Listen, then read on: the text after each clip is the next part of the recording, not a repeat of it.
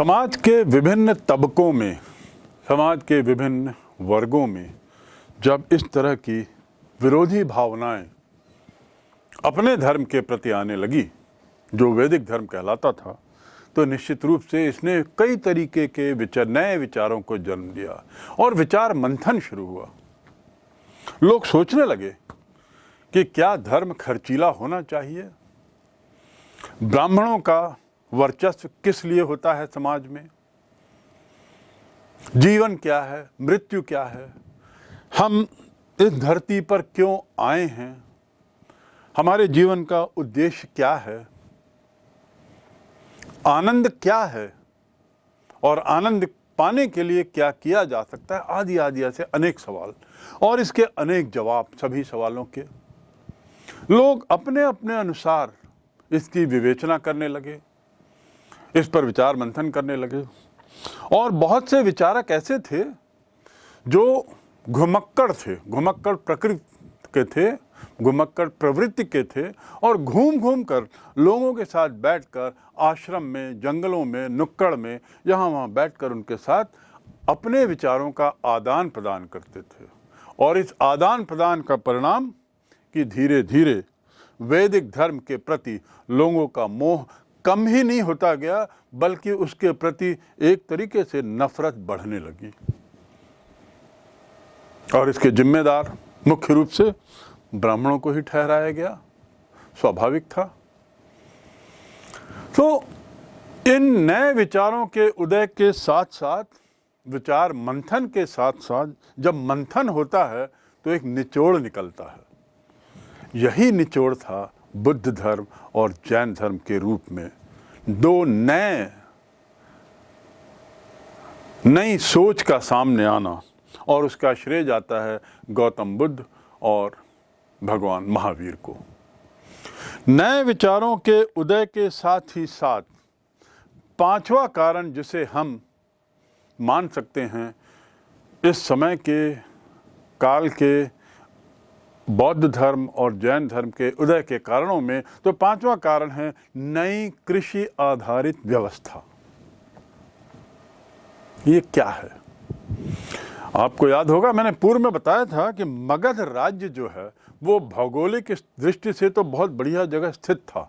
नदियां थीं, पहाड़ों से घिरा था, सुरक्षित भी था, काली मिट्टी के उपजाऊ जमीन भी थी और साथ ही लौह अयस्क वहाँ भारी मात्रा में पाया गया।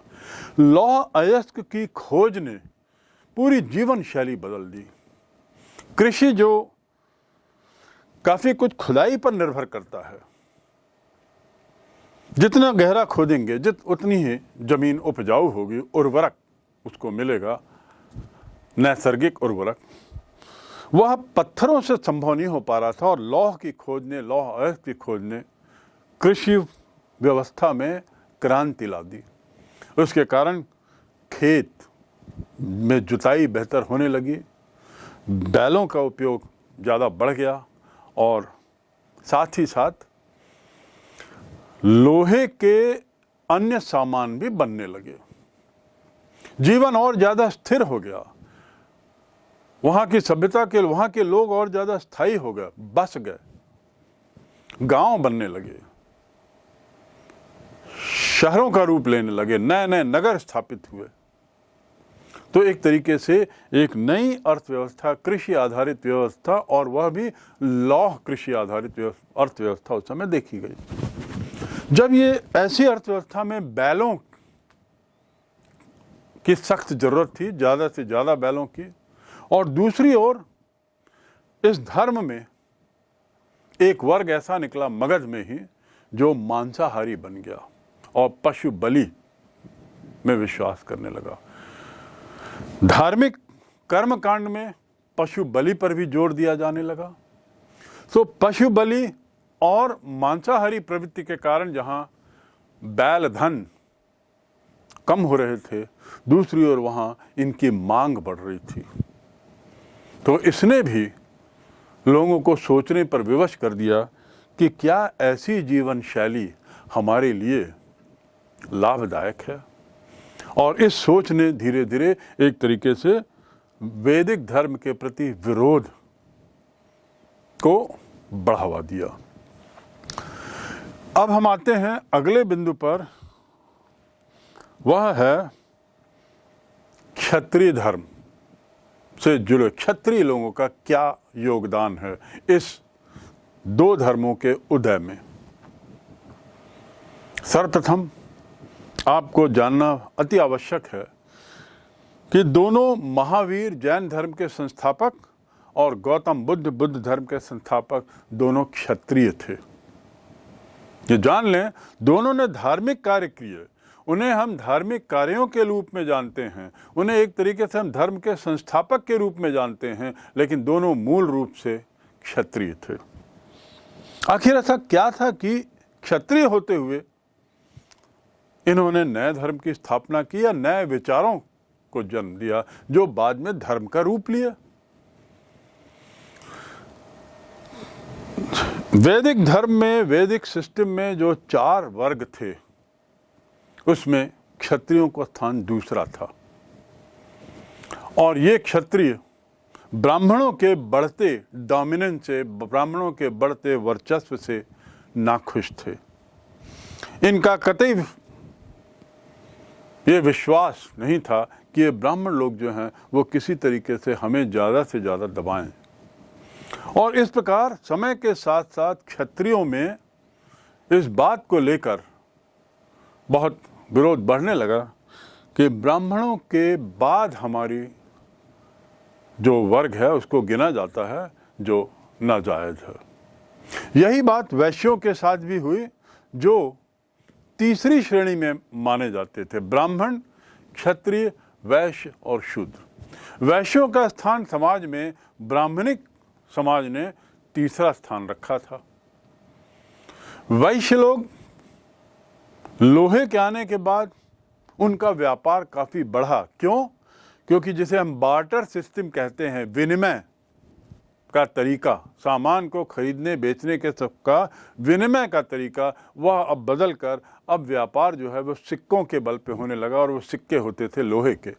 तो ये छोटे सिक्के आने से और सिक्कों का धन के रूप में स्वीकृति के साथ समाज में एक बहुत बड़ा परिवर्तन आया कि व्यापार बहुत बढ़ा, और इस बढ़ते हुए व्यापार में वैश्य लोग जो मूलतः व्यापारी थे, इन लोगों की समृद्धि भी बढ़ी और ये समाज में एक बहुत ताकतवर वर्ग के रूप में सामने आए। लेकिन इस बात से वे निराश थे कि समाज में उनका स्थान धन लक्ष्मी होते हुए भी तीसरा है, और ब्राह्मण और वैश्य हमसे ऊपर हैं। तो वे भी इस बात से लेके बहुत नाराज थे और कुछ ऐसा रास्ता देख रहे थे जिससे कि उनकी प्रतिष्ठा समाज में उनके धन के आधार पर की जाए। तो इस प्रकार हम देखते हैं कि क्षत्रिय भी नाराज, वैश्य भी नाराज, और अब बचते हैं शूद्र। अंतिम वर्ग के, जिनको निम्न वर्ग के रूप में देखा जाता था, उनका नाराज होना स्वाभाविक ही था। कारण कि उन्हें निम्न रखा गया था, यह स्वयं में एक पर्याप्त कारण था उनकी नाराजगी का, और इनकी संख्या समाज में सबसे ज्यादा थी। तो ये एक बहुत बड़ा तबका ब्राह्मणों के वर्चस्व से नाराज चल रहा था, और साथ ही जब उन्हें इस दृष्टि से, हीन दृष्टि से देखा जाने लगा, जिसमें वे गांव के बाहर रहने के लिए विवश हो गए, जिसमें उनके लिए आवश्यक हो गया कि यदि वे चांडाल के रूप में आते हैं तो लकड़ी की आवाज़ करें, और न जाने क्या क्या बुराइयां उनके साथ समाज में, ब्राह्मण समाज ने डाल दी थी, जिससे वे घोर नाराज थे और उसके तीव्र विरोधी थे। तो ये भी रास्ता देख रहे थे ऐसा जिससे कि उनकी सामाजिक प्रतिष्ठा में वार्धक्य हो, वृद्धि हो। वैश्य वर्ग के बढ़ते महत्व और निम्न वर्ग के द्वारा उनकी जो स्थिति थी, बदतर स्थिति, यह एक बहुत बड़ा कारण बनी उस समय की वैचारिक क्रांति को जन्म देने में। अंतिम बात जो इन दो धर्मों के उदय का कारण बनी, बल्कि दो नहीं, बुद्ध धर्म, जैन धर्म, शैवाइत धर्म और वैष्णव धर्म, इनके जो उद्भव का कारण बनी में अंतिम कारण है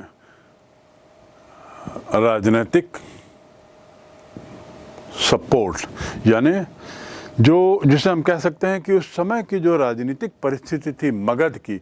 मैंने बताया मगध भौगोलिक रूप से बहुत बढ़िया जगह स्थित था, साथ ही साथ वहाँ लोहे का अपार भंडार मिलने से भी बहुत से परिवर्तन आए। अब राजनीतिक परिस्थिति भी बड़ी अनुकूल निकली, और जब शासन का वर्चस्व, शासन का वरद हस्त किसी वर्ग को मिले तो उस वर्ग का उद्धार ही होता है। बिंबिसार अजातशत्रु जो हर्यक वंश के थे, बिंबिसार जो 544 BC में जिसने हर्यक वंश की स्थापना की और मगध साम्राज्य का संस्थापक राजा बना, वह स्वयं ब्राह्मणिक व्यवस्था से असंतुष्ट था। किसी धर्म विशेष के प्रति उसका कोई विशेष लगाव नहीं था। साथ ही साथ वह ब्राह्मणों के प्रभाव से मुक्त था, बड़ा मिलनसार और सहनशील था और सभी विचारों का स्वागत करता था। जैसा कि बताया गया, वहाँ की मगध की जो जनता थी वो पूर्व से ही वैदिक धर्म के प्रति पूर्वाग्रह से ग्रसित हो चली थी, पहले बताए गए कारणों के कारण। और यथा राजा तथा प्रजा, राजा की इस भावनाओं को देखते हुए प्रजा जो थी उसने अपने विरोध को और बढ़ाया, में और तेजी लाई। ब्राह्मणों के आडंबर, उनके व्यर्थ के विश्वास, उनके व्यर्थ के खर्चों का तीव्र विरोध शुरू हुआ। साथ ही गौतम बुद्ध और महावीर का आगमन भी हुआ। समय के साथ देखा गया कि बिंबिसार और अजातशत्रु ने, मात्र ये लोग उसके ब्राह्मणों के प्रभाव में नहीं थे, बल्कि ऊपर से ये लोग इन दो धर्मों के संरक्षक भी निकले। इन राजाओं ने इन दोनों धर्म के प्रचार प्रसार में अपने तरीके से इनको संरक्षण भी दिया। जैन धर्म और बौद्ध धर्म के उद्भव के कारणों का जिक्र करते हुए मैंने आपको एक बहुत महत्वपूर्ण बिंदु बताया था, और वह यह था कि दोनों गौतम बुद्ध और महावीर स्वामी दोनों क्षत्रिय थे। उचित होगा कि हम इनके बारे में थोड़ा और विस्तार से जानें कि इनका लीनिएज क्या है, इनका वंश कैसे, कहाँ से आया। सबसे सर्वप्रथम जैन धर्म के बारे में बात करेंगे तो जैन धर्म के संस्थापक के रूप में महावीर स्वामी को देखा जाता है, लेकिन इससे पूर्व प्रथम तीर्थंकर के रूप में सबसे पहले ऋषभदेव का नाम आता है, जो आदि प्रवर्तक कहलाए और प्रथम तीर्थंकर माने गए। इनके साथ ही एक और थे अनिष्टनेमी, लेकिन ऋषभदेव को इस बात का श्रेय जाता है कि उन्होंने इस नई विचारधारा की स्थापना की। जहां गौतम बुद्ध बुद्ध धर्म के थे, महावीर स्वामी जैन धर्म के संस्थापक माने गए और उसके 24वें तीर्थंकर यानी उनकी जो संतों की श्रेणी है उसमें उनका स्थान 24वां माना गया। 23वें तीर्थंकर जो महावीर स्वामी के 250 वर्ष पूर्व तीर्थंकर थे, वे थे पार्श्वनाथ। पार्श्वनाथ स्वयं एक क्षत्रिय थे और वे काशी नरेश के पुत्र थे। उनका विवाह कुश नरेश की कन्या से हुआ था और सांसारिक बंधनों से मुक्त होने के लिए उन्होंने संन्यास 30 वर्ष की आयु में लिया, पर थे क्षत्रिय। उसी प्रकार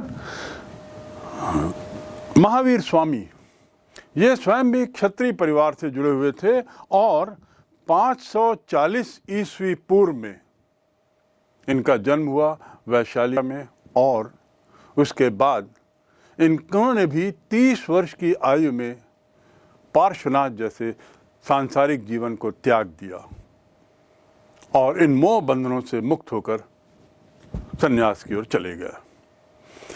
इनकी विशेष बात यह है कि पिता का नाम सिद्धार्थ था, जबकि गौतम बुद्ध का स्वयं का नाम सिद्धार्थ था। तो इन दोनों में किसी तरह का संबंध न जोड़ें, यह बात मैं आपको स्पष्ट करना चाहता हूं। पत्नी का नाम यशोदा था और 30 वर्ष की आयु में इन्होंने गृह त्याग किया और ऐसा माना जाता है कि इन्होंने अपने सभी इंद्रियों पर विजय प्राप्त कर ली और इस विजय प्राप्ति के कारण उन्हें जैन कहा गया। इसी जैन शब्द से उनके जो अनुयायी हैं वे जैन अनुयायी कहलाए। जिना अर्थ विजय, जिन्होंने विजय प्राप्त कर ली हो। किस पर विजय? इंद्रियों पर विजय। और इसलिए जिना से जैन शब्द बना और जैन ने शब्द में महावीर स्वामी के विचारों का पुट है और उनके जो फॉलोअर्स, उनके जो अनुयायी, वे स्वयं भी फिर उसके बाद जैन धर्म के अनुयायी कहलाए। जहाँ तक जैन धर्म के सिद्धांतों की बात है, उनके शिक्षाओं की बात है, अब हम उस पर थोड़ा नज़र डालें। जैन धर्म के सिद्धांतों में सर्वप्रथम उनके 5 मुख्य महाव्रत हैं जिस पर उन्होंने काफ़ी जोर दिया। पहला था सत्य या अमृषा, दूसरा अहिंसा, तीसरा अस्तेय अर्थात कभी चोरी न करना, चौथा महाव्रत अपरिग्रह अर्थात संपत्ति का संग्रह न करना, और पांचवा और अंतिम ब्रह्मचर्य। ये उनके लिए बहुत महत्वपूर्ण था, जिसका अर्थ हुआ अपनी इंद्रियों पर वश करो, उन्हें वश में रखो। इनके कुछ सिद्धांत भी थे जिनमें महावीर स्वामी ने जो विचार प्रकट किए, वे सिद्धांतों में सबसे पहला है ईश्वर में अविश्वास। यानी वे ईश्वर की सत्ता को नहीं मानते थे और उनका मानना था कि ईश्वर न तो संसार का रचयिता है और न ही नियंत्रक। दूसरा, आत्मा के अस्तित्व के बारे में उनका कहना था कि वे इस पर विश्वास करते हैं। प्रत्येक जीव, पेड़, पौधे सभी में आत्मा है। कर्मफल और पुनर्जन्म यानी जीवन चक्र, इसको स्वामी महावीर ने माना और उनका कहना था कि कर्म फल ही जन्म मृत्यु का कारण है। ये जो जीवन मरण का जो आवागमन है वे मनुष्य के कर्म पर आधारित होते हैं। अंतिम सिद्धांत था मोक्ष अथवा निर्वाण, यानी सांसारिक तृष्णा, जो यहाँ पर जो लोभ है, यहाँ पर जो संसार में जो दौड़ है, उससे मुक्त होना हो तो पहले हमको इसके लोभ से मुक्त होना पड़ेगा, इसकी प्यास से मुक्त होना पड़ेगा, सांसारिक प्यास से। कर्म फल से मुक्ति पाकर ही व्यक्ति मोक्ष अथवा निर्वाण की ओर जा सकता है। यानी कर्म फल पर ध्यान देना जरूरी है। 3 रत्नों की बात भी स्वामी महावीर ने की। ये 3 रत्न त्रिरत्न कहलाए और ये त्रिरत्न कर्म फल से छुटकारा पाने के लिए। तो ये त्रिरत्न क्या थे? पहला सम्यक ज्ञान अर्थात सच्चा एवं पूर्ण ज्ञान, दूसरा सम्यक दर्शन, सत्य में विश्वास एवं ज्ञान के प्रति श्रद्धा ही सम्यक दर्शन है, और तीसरा और अंतिम था सम्यक आचरण, यानी बैलेंस्ड, उचित सच्चा आचरण एवं सांसारिक विषयों से उत्पन्न सुख दुख के प्रति समभाव, सुख और दुख सभी के प्रति समभाव रखने की जो भावना है वही सम्यक आचरण कहलाता है। जैन धर्म में भी इसके व्यवस्थापन के लिए, इसके प्रचार प्रसार के लिए भिक्षु, भिक्षुणी, श्रावक, श्रविका आदि थे, और ये लोग एक तरीके से बहुत ही भिक्षु भिक्षुणी जैसा जीवन व्यतीत करते थे। सन 468 ईस्वी में महावीर स्वामी की मृत्यु हुई।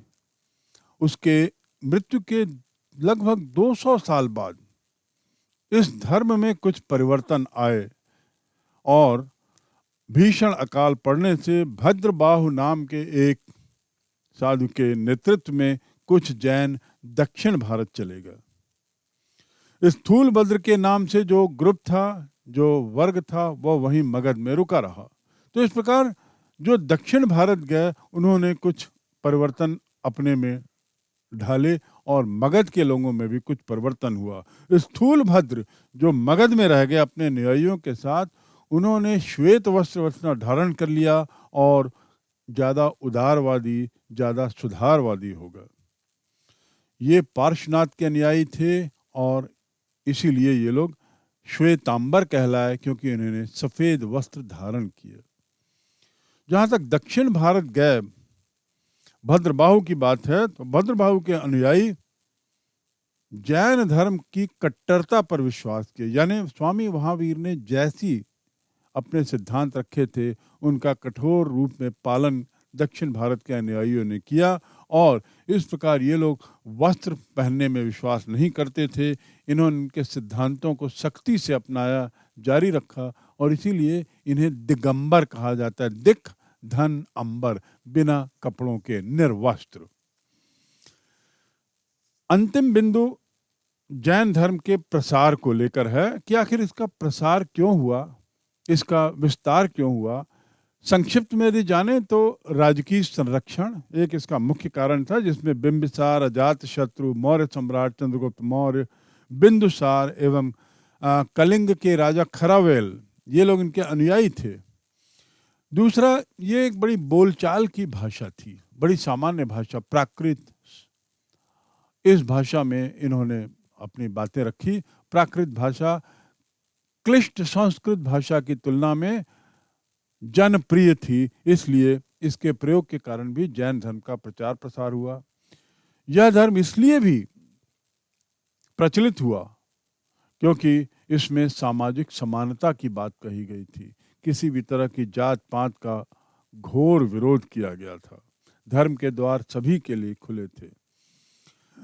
इस इतने प्रचार प्रसार और इतने विस्तार के बाद अब जैन धर्म की देन की यदि हम बात करें तो जैन धर्म ने अहिंसा जैसा विचार दुनिया को दिया। इसकी सामाजिक देन, इसकी धार्मिक देन और सांस्कृतिक देन की बात करने पर सांस्कृतिक देन में इनके जैन धर्म के मातहत बनाए गए बहुत सारे मंदिर, मॉन्यूमेंट, धर्म ग्रंथ और जो रहन सहन, इसमें जो परिवर्तन आए, ये सब जैन धर्म के परिणाम थे। राजनैतिक देन में इनका एक महत्वपूर्ण परिणाम ये हुआ कि अहिंसा के अनुसरण ने जहाँ एक ओर शांति और समृद्धि के वातावरण को जन्म दिया, वहीं दूसरी ओर राजनीति में कुछ नकारात्मक प्रभाव हुए। उदाहरण के लिए सेनाएं दुर्बल हो गई और इस प्रकार देश की रक्षा में कमजोरी आई।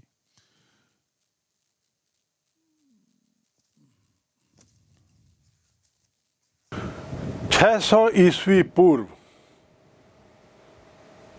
विचारक, विश्वास और इमारतें, इस पर जब हम बात करते हैं तो ये बात साबित होती है कि समय के साथ साथ विचार मंथन बढ़ता गया, जिसका परिणाम अभी हमने जाना, जैन धर्म की स्थापना, तीर्थंकर का आना और उसके साथ जैन संप्रदाय का विस्तार। ये सब आखिर हुआ क्यों, इस पर थोड़ी सी नज़र पुनः डालें।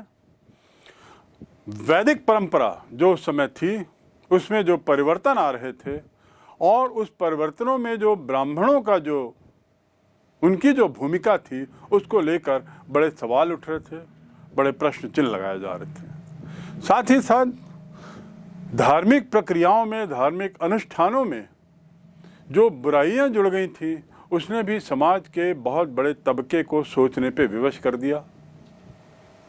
भ्रष्टाचार भी समय के साथ साथ बढ़ने लगा, क्योंकि सिक्कों का आना जाना हुआ और इस तरह से उस समाज में बहुत सी बुराइयां आ गई थी। जाति प्रथा को भी लेकर, जो पूर्व में हमने जाना, और सामाजिक परंपराएं जो थी उसकी अवहेलना होना अब सामान्य हो गया था। जो भी पारंपरिक परंपराएं जो स्थापित की गई थी, उसकी अवहेलना होना एक सामान्य प्रक्रिया हो गई थी, जिसके विरोध में लोगों ने सोचना शुरू किया। और इसी सोच विचार का जो निष्कर्ष है वह इन दो धर्मों के प्रादुर्भाव के साथ हुआ। एक तो हिंदू धर्म के अंदर वैष्णव और शैव, ये भी हिंदू धर्म के अंदर ही थे, लेकिन उन्हीं के देवी देवताओं को लेकर उन्होंने नई परंपराएं, नए विचार सामने रखे। और दूसरा जैन धर्म और बौद्ध धर्म।